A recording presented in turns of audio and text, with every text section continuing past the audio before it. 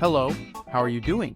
In this video, I'm going to show you how to add animated 3D objects in After Effects without using any external applications or plugins, just using the native tools that After Effects already gives us. Take a look at these examples and imagine all the creative potential this feature has. Stay with me, I'll show you exactly how it works.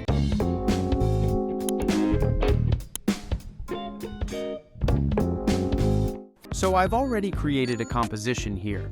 It's 1920 by 1080 with a frame rate of 29.97 and it's 5 seconds long. I'm going to right-click on the layer and choose Track and Stabilize. Once the tracking finishes, I pick the reference points that fit best where I want to place my object. Then I right-click and select Create Solid and Camera.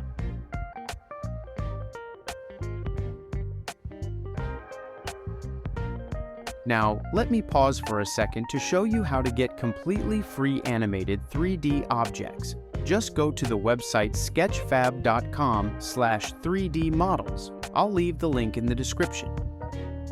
Filter by animated and downloadable. Pick the one you like the most and download it. It's very important to choose the GLB format.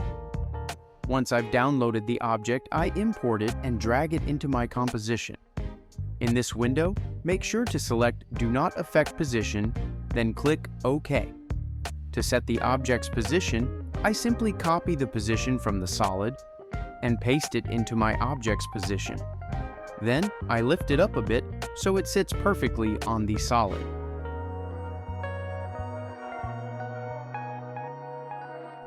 I hide the solid layer, and there you go. Now, I have my robot scorpion placed in the video. The next step is super important. To enable the animation on the object, open the Animation Options field and pick any of the available animations. Next, let's create a shadow. I duplicate the object, rename it to Shadow, and rotate it 180 degrees on the Y-axis. Then, I move it right under the scorpion, adjusting the position as needed. Now, let's render this shadow layer. I click here to solo the layer, go to Export, Add to Render Queue, and in the settings, choose PNG Sequence with RGB plus Alpha. Click OK. Then click here to choose the output folder, create a folder called Scorpion, uncheck Save in Subfolders, name the file Scorpion, and click OK. Finally, click Render and wait for it to finish. Once that's done, go back to the composition. Click here to see all the layers again, then go to Import File and open the folder where we saved the sequence. Select the first file and click Import. This part is really important to match the frame rate of the sequence with the composition.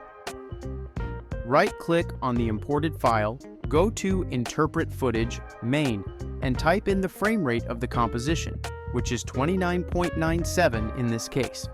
If you skip this, your sequence could end up shorter or longer than your comp.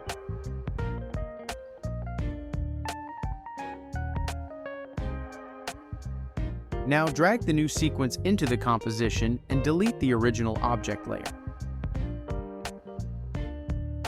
I scale the height down to about 50%, adjust the position, add a fill effect and set it to black.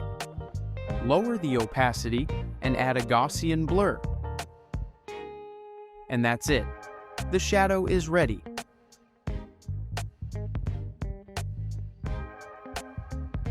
For lighting, I'll add a light layer in environment mode.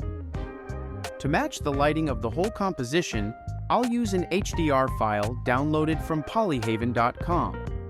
Link in the description. Here's how. Go to the site, look for an image with lighting that matches your video, and download it.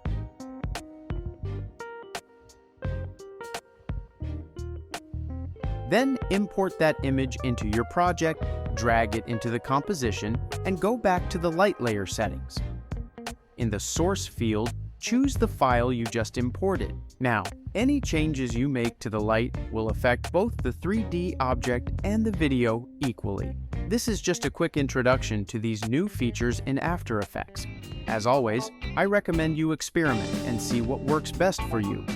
Everything I showed here is based on my own experience. If you enjoy this kind of content, don't forget to subscribe to my channel. It really helps me a lot, and you'll always stay up to date with the new material I'm uploading. This was BT Diseño. Thank you so much for watching, and see you in the next video.